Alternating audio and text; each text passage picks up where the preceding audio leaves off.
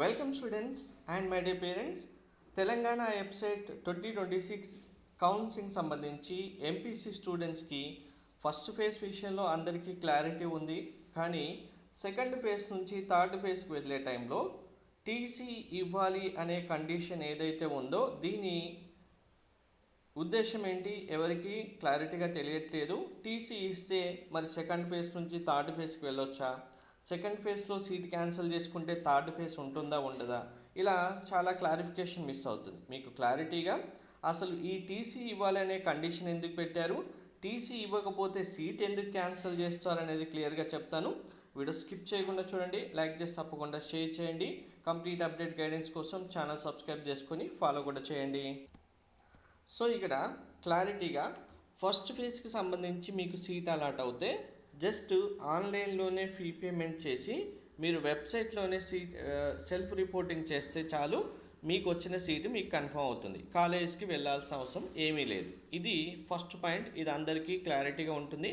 ఎందుకంటే వెబ్సైట్లోనే self reporting చేయడం, వెబ్సైట్లోనే fee payment చేయడం, కాలేజ్కి వెళ్ళాల్సిన అవసరం లేదు. కాబట్టి మీకు కౌన్సిలింగ్ సంబంధించి కంప్లీట్ గైడెన్స్ కావాలి, మెంటర్షిప్ కావాలి, మా కౌన్సిలింగ్ ప్రాసెస్ తెలియదు, మాకు వచ్చిన ర్యాంక్కి వెబ్ ఆప్షన్స్ ఇవ్వడం, కరెక్ట్ ఆప్షన్స్ ఎలా ఇవ్వాలి అనేది మాకు తెలియదు అనుకున్న వాళ్ళకి మెంటర్షిప్లో జాయిన్ అవ్వండి. మీకు కంప్లీట్ గైడెన్స్ ప్రొవైడ్ చేయడం జరుగుతుంది. ఫస్ట్ డే అడ్మిషన్ వరకు మనకు 3 ఫేసెస్లో కౌన్సిలింగ్ ఉంటుంది.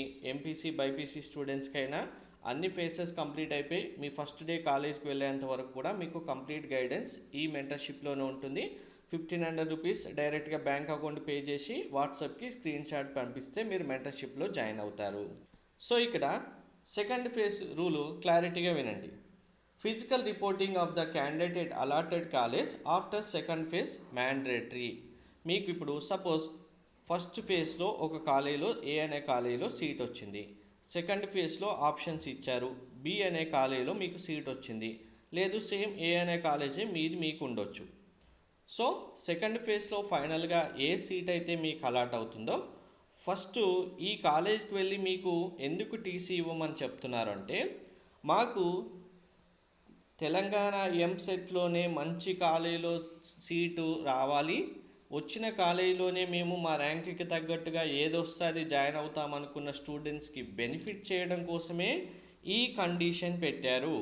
దీనివల్ల ఎంసెట్లో ఇంజనీరింగ్ కాలేజీలో జాయిన్ అయ్యే స్టూడెంట్ ఒక్కరికి కూడా డ్రాబ్యాక్ లేదు. ఎవరైతే సీట్స్ బ్లాక్ చేస్తారో, ఎవరైతే వచ్చిన సీటు లాస్ట్ వరకు ఉండి వదిలేసి అనవసరంగా ఇంకో స్టూడెంట్కి సీట్ రాకుండా చేస్తారో వాళ్ళ నుంచి సీట్స్ లాస్ అవ్వకుండా ఉండేలాగా చేయడం కోసం పెట్టిన కండిషనే ఇది. ఎందుకంటే కొంతమంది ఏం చేస్తారు అంటే లాస్ట్ ఫేజ్ వరకు ఉండేసి సీటు వదిలేస్తారు. అది డైరెక్ట్గా లాస్ట్ ఫేజ్ తర్వాత ఏమవుతుంది, కాలేజ్ వాళ్ళ చేతుల్లో సీట్ వెళ్ళిపోతే మేనేజ్మెంట్ సీట్గా కన్వర్ట్ చేసుకొని వాళ్ళు డొనేషన్తో సీట్ ఫిల్ చేసుకున్న వాళ్ళు. ఇలా జరగకూడదని ఈ కండిషన్ పెట్టారు. మరి ఇందులో ఎంసెట్లోనే సీట్ కావాలన్న స్టూడెంట్స్కి కూడా నష్టం జరుగుతుందా లేదా అంటే క్లారిటీగా వినండి. ఇప్పుడు మీకు సెకండ్ ఫేజ్లో బి అనే కాలేజీలో సపోజ్ సీట్ వచ్చింది. ఈ వచ్చిన సీటుకి సంబంధించి మీరు డైరెక్ట్గా బి అనే కాలేజీకి వెళ్ళి మీ టీసీ సబ్మిట్ చేసి మీరు జిరాక్స్ కాపీసు సర్టిఫికెట్స్ కూడా సబ్మిట్ చేయాలి. అప్పుడు మీ సీటు కన్ఫర్మ్ అవుతుంది. సో ఇలా కన్ఫర్మ్ చేసుకున్న వాళ్ళందరూ కూడా మీరు థర్డ్ ఫేజ్కి వెళ్ళొచ్చు. థర్డ్ ఫేజ్కి వెళ్ళడానికి మీకు ఎటువంటి ఆబ్జెక్షన్ ఉండదు. థర్డ్ ఫేజ్లో న్యూ సీట్ ఏదైనా వచ్చినా ఆ న్యూ సీట్ కూడా మీరు తీసుకోవచ్చు. సో ఇప్పుడు ఏమవుతుంది, సెకండ్ ఫేజ్లో వచ్చిన కాలేజ్ బి ఉంది, బి అనే కాలేజ్కి వెళ్ళి మీరు టీసీ సబ్మిట్ చేశారు, మీ సీటు కన్ఫర్మ్ చేసుకున్నారు.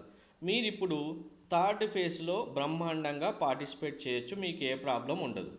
ఎవరైతే కాలేజ్కి వెళ్ళి టీసీ సబ్మిట్ చేయరో, ఇక్కడ టీసీ సబ్మిట్ చేయని వాళ్ళు ఎవరెవరు ఉంటారు, మాకు ఎంసెట్ కాలేజీలో ఇంట్రెస్ట్ లేదు అనేవాళ్ళు, మాకు వచ్చిన సీటు ఏదో ఒక రకంగా బ్లాక్ చేసేసి లాస్ట్ ఫేజ్లో వచ్చినప్పుడు చూసుకుందాంలే అనుకునే వాళ్ళే ఉంటారు. సో వాళ్ళు ఎలాగైనా రిమూవ్ అవ్వాలి కాబట్టి ఈ కండిషన్ పెట్టారు. అంతేకాని థర్డ్ ఫేజ్కి వెళ్ళి సీట్ తీసుకొని ఎంసెట్ కాలేజీలో జాయిన్ అయ్యే వాళ్ళ స్టూడెంట్కి ఎటువంటి ఇబ్బంది ఉండదు. మీరు థర్డ్ ఫేజ్లో పార్టిసిపేట్ చేశారు, సి అనే కాలేజీలో సీట్ వచ్చింది అనుకుందాం.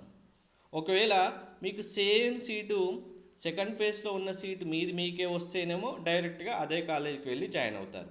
లేదు సి అనే కాలేజీలో న్యూగా సీట్ వచ్చిందనుకోండి, అప్పుడేమవుతుంది, మీరు ఈ టీసీ అనేది బి అనే కాలేజ్ వాళ్ళు మీకు రిటర్న్ ఇస్తారు. అందులో ఏ ఆబ్జెక్షన్స్ లేవు, అందరు స్టూడెంట్స్కి రిటర్న్ ఇస్తూనే ఉన్నారు. ఎందుకు అంటే మీ సీటు వీళ్ళ దగ్గర లేదు బి అనే కాలేజీలో, మీ టీసీ వాళ్ళ దగ్గర ఉండినా దానివల్ల ఏ ఉపయోగం లేదు. కాబట్టి ఎవరు వరి అవ్వాల్సిన అవసరం లేదు. మీకు టీసీ మీరు బి అనే కాలేజ్కి వెళ్ళేసి మీ టీసీ మీరు తీసుకొని రిటర్న్ వచ్చి మళ్ళీ సి అనే కాలేజ్ థర్డ్ ఫేజ్లో ఏదైతే వస్తుందో ఆ కాలేజీలో మీరు జాయిన్ అయిపోయి మీరు కంటిన్యూ అవ్వచ్చు. మళ్ళీ మీరు ఎప్పటి వరకు టీసీ రిటర్న్ తీసుకొని కాలేజీలో సబ్మిట్ చేయాలి థర్డ్ ఫేజ్ తర్వాత అంటే ఇక్కడ డేట్స్ ఇచ్చారు చూడండి. థర్డ్ ఫేజ్ అలాట్మెంట్ వచ్చిన తర్వాత మీకు 5th రోజు సీట్ అలాట్మెంట్ వస్తుంది అనుకోండి ఆగస్టులో. వచ్చిన తర్వాత 4th రోజు కూడా రిలీజ్ చేస్తారు లాస్ట్ ఫేజ్ కాబట్టి మీరు వరి అవ్వాల్సిన అవసరం లేదు. మీరు ఇంకా కాలేజ్కి వెళ్ళి రిపోర్టింగ్ చేయడానికి మీకు 7th వరకు టైం ఉంటుంది. అంటే 5th రోజు మీ సీట్ అలాట్మెంట్ చూసుకోగానే డైరెక్ట్గా 6th రోజు మార్నింగో 7th రోజు మార్నింగో సెకండ్ ఫేజ్లో వచ్చిన కాలేజ్ ఏదైతే బి అని ఉందో ఆ కాలేజ్కి వెళ్ళి మీ టీసీ మీరు రిటర్న్ తీసుకుని న్యూగా సి అనే కాలేజీలో సీట్ వస్తే ఈ సి అనే కాలేజ్కి 6th రోజు 7th రోజు వెళ్ళి రిపోర్ట్ చేస్తే మీకు మళ్ళీ ఫైనల్గా ఏ కాలేజ్ సీట్ అయితే వస్తుందో అది కన్ఫర్మ్ అవుతుంది. దాంట్లోనే మీరు కంటిన్యూ అవ్వచ్చు. సో ఈ కండిషన్ వల్ల ఎంసెట్లోనే జాయిన్ అవ్వాలనుకున్న స్టూడెంట్కి 100% బెనిఫిట్ ఉంటుంది. సీట్స్ బ్లాక్ చేస్తాం, లేదు థర్డ్ ఫేజ్ తర్వాత ఏ సీట్ వచ్చిందో చూసి ఆ సీటు వదిలేసుకొని ఇంకో కాలేజీలో ప్రైవేట్ యూనివర్సిటీస్లో జాయిన్ అవుతాం, మా సీటు వేస్ట్ అయితే వేస్ట్ అవని అనుకునే వాళ్ళు ఉంటారు కదా, వాళ్ళందరినీ రిమూవ్ చేయడానికి పెట్టిన కండిషన్ ఇది. దీనివల్ల మీకే బెనిఫిట్ ఉంటుంది, మీరెవరు వరి అవ్వకండి. And very very important condition, second ఫేజ్లో మీకు సీట్ వచ్చి మేము కాలేజ్కి వెళ్ళి టీసీ ఇవ్వము అన్న వాళ్ళు ఎవరైతే ఉంటారో వాళ్ళు థర్డ్ ఫేజ్లో పార్టిసిపేట్ చేయడానికి కూడా లేదు. ఇలా కూడా సీట్ బ్లాక్ చేయకుండా కండిషన్ పెట్టారు చూడండి. Candidate got allotted in second phase, not reported at allotted college are not permitted to exercise options in final phase.